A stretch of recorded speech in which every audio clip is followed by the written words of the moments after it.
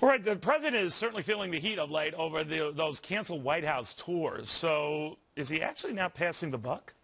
I have to say this was not a decision that went up to the White House.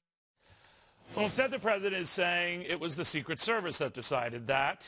Let's not just say this is sitting well with my next guest. Dan Bongino used to protect the president as a Secret Service agent. He is the one highlighted on this video. But now he says the president's essentially throwing the entire agency under the bus. Well, Dan, you would know, I guess, who's right on this? I mean, would it be the Secret Service that would make this decision on its own without any consult with the executive branch? What? No, Neil, that's not possible. You know, this is, by the way, thanks for having me. This is an act of political cowardice. You know, I stayed away from this story for a while. This didn't just happen yesterday, as you know, the sequester. But throwing the Secret Service under the bus, and I'm not speaking for them, I'm speaking as a former agent, but I know a lot of men and women who have spoken to me on this, who are still there, who are very upset about this.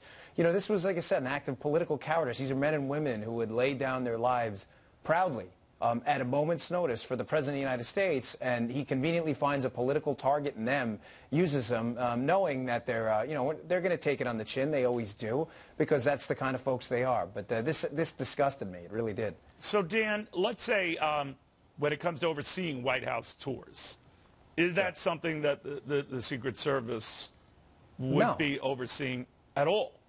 No, we don't determine, Neil, who comes into the White House. We just secure who does come in, absent the obvious, if it's a known felon. What is the parent agency? Isn't it Treasury for? No, you have the White House Social Office, you have the EOP, no, Executive for Office the Secret Service. For the DHS, Department of Homeland Security. Okay, I'm sorry. Yeah. So sure. That would ultimately fall under Janet Napolitano. Right, and the mechanics of it, though, Neil, walking you through it, is that we don't determine who comes into the White House. These are guests of the president and the president's staff. The Secret Service gets a few tour slots, but that's it. All they do is secure who comes in. We don't determine who comes in there. So to say that this was the Secret Service and that they somehow injected themselves into a political decision, well, do they get to tell them to stop taking vacations and to stop going golfing as well? I mean, this doesn't even pass the smell test, this argument. So I'm trying to follow this through, Dan, if you'll just indulge my thick skull. When, after 9/11, White House tours stopped, I guess because they thought that could be a security threat and they didn't want to, you know, fool around with us.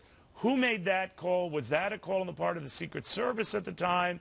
Others? Who?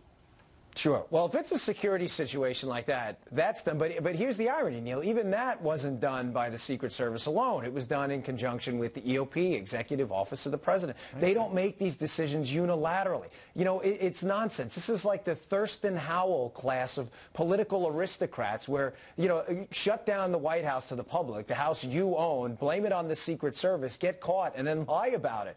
I mean, at what point are other folks in the media going to start to say, hey, we've been punched in the face enough by this administration. You know, it's time to call them on it. All right, because I thought, as did you, that all of the executive decisions post a deal like the sequestration are in the executive branch's purview. But we'll see. Well, they haven't cut an employee or cut any salaries in the Executive Office of the President. They just cut you out of the White House. Dan, thank you very, very much. Thanks, Neil. Always a pleasure.